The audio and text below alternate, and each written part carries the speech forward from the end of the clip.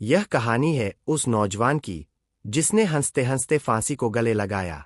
पंजाब के एक साधारण परिवार में जन्मे भगत सिंह बचपन से ही देश की आज़ादी के लिए कुछ अलग सोचते थे।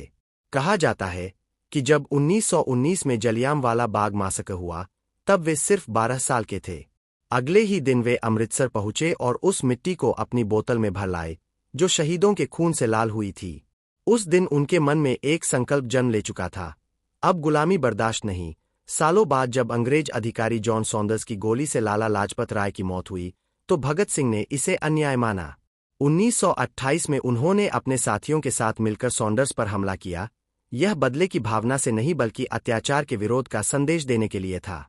लेकिन उनका सबसे चर्चित कदम 1929 में आया, जब उन्होंने और बटुकेश्वर दत्त ने दिल्ली की सेंट्रल असेंबली में बम फेंका। वह बम किसी को मारने के लिए नहीं था, बल्कि एक आवाज उठाने के लिए था, इंकलाब जिंदाबाद। बम के बाद वे भागे नहीं, बल्कि खुद को गिरफ्तार कराया ताकि अदालत उनके विचारों का मंच बन सके। जेल में उन्होंने भूख हड़ताल की, कैदियों के साथ हो रहे भेदभाव के खिलाफ आवाज उठाई। अंततः 23 मार्च 1931 को लाहौर जेल में उन्हें फांसी दे दी गई। कहते हैं, उस रात वे मुस्कुरा रहे थे और उनके होठों पर वही नारा था, इंकलाब जिंदाबाद। उनकी उम्र सिर्फ 23 साल थी, लेकिन उनका साहस सदियों के बराबर था। आज भी जब कोई युवा अन्याय के खिलाफ खड़ा होता है, तो कहीं न कहीं भगत सिंह की आत्मा उस हिम्मत में झलकती है।